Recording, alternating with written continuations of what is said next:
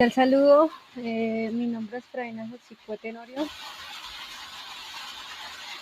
soy del programa Licenciatura de Lenguas Extranjeras con énfasis en inglés, cursando Epistemología e Historia de la Educación.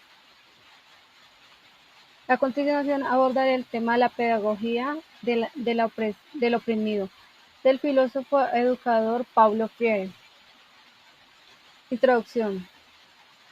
En la historia de la educación latinoamericana nos encontramos con el autor brasileño pedagogo Paulo Freire, creador de un movimiento de educación de base que tiene por objetivo dar un enfoque político al problema de la educación, dar una concientización al oprimido, consideradas personas analfabetas a través de la educación, dando importancia a ellos.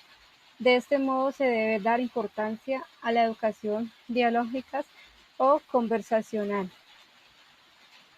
Tabla de contenido. Primero, definición de la pedagogía del oprimido. 2. Principales características. 3. Datos importantes o aportes. 4. Métodos de la enseñanza y aprendizaje. 5. ¿Cuál es el rol del maestro? 6. ¿Cuál es el rol del estudiante? 7. ¿Qué estrategias se emplean? 8. Conclusión. Definición de la pedagogía del oprimido. Nace en el análisis político y social de las condiciones de vida de los pueblos en América Latina, que fueron conquistados, colonizados y marginados con sus consecuencias resultados de pobreza, injusticia, marginación, opresión, explotación y discriminación y de invasión cultural que han heredado la cultura del silencio. Principales características. El educador no solo debe utilizar sus novedosas técnicas en la lectura y la escritura con los educandos, sino que debe ser capaz de aprender de ellos. De lo contrario, no sería un buen educador. El estudiante necesita experimentar otros campos fuera de la realidad y llenarse de otros conocimientos fuera de los que el educador expresa, para poder aprender críticamente y transformarla. Para la pedagogía crítica, la escuela es un espacio cultural que afirma la autotransformación del educando.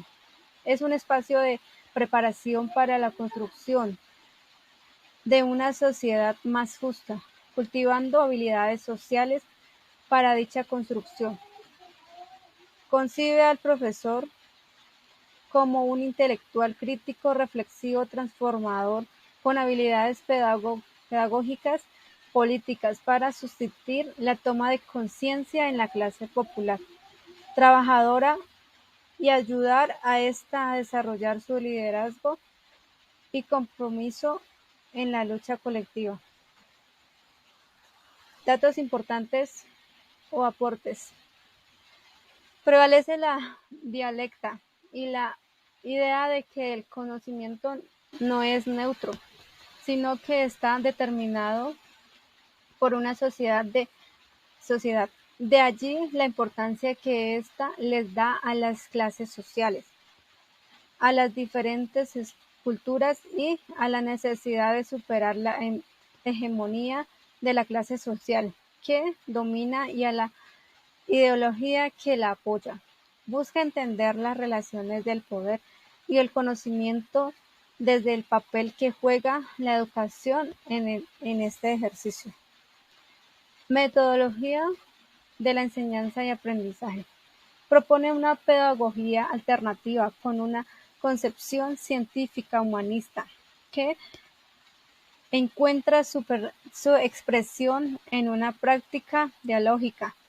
Interpreta y analiza el proceso formativo, sus implicaciones y las tareas y la profesión docente, la escuela, el currículum, el aula de clases y sus propuestas teóricas sobre la enseñanza y la investigación. ¿Cuál es el rol del maestro?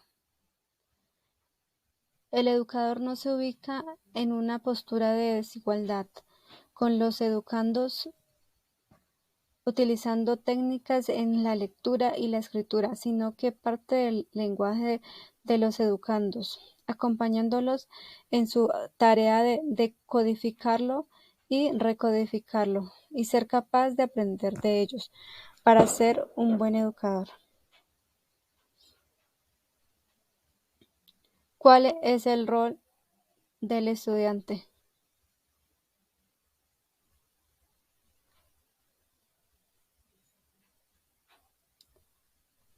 El rol del estudiante.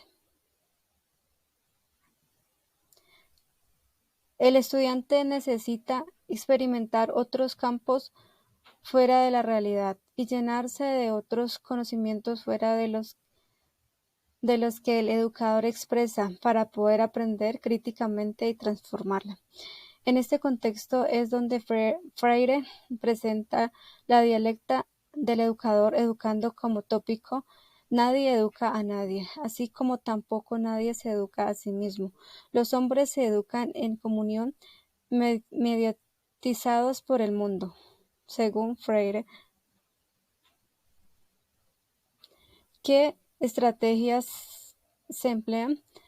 Profundiza en las relaciones entre la pedagogía crítica y la construcción de la subjetividad democrática. Su enfoque se apoya en la creencia. La educación nunca es políticamente neutra, es decir, la educación tiene su dimensión política.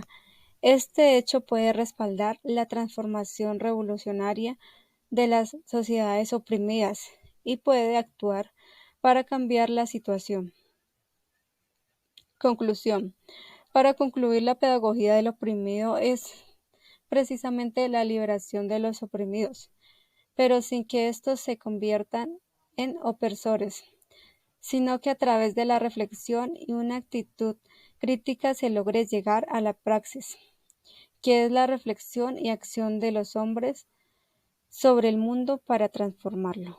Muchas gracias por ser partícipe de esta pequeña temática, pedagogía de la opresión, del oprimido.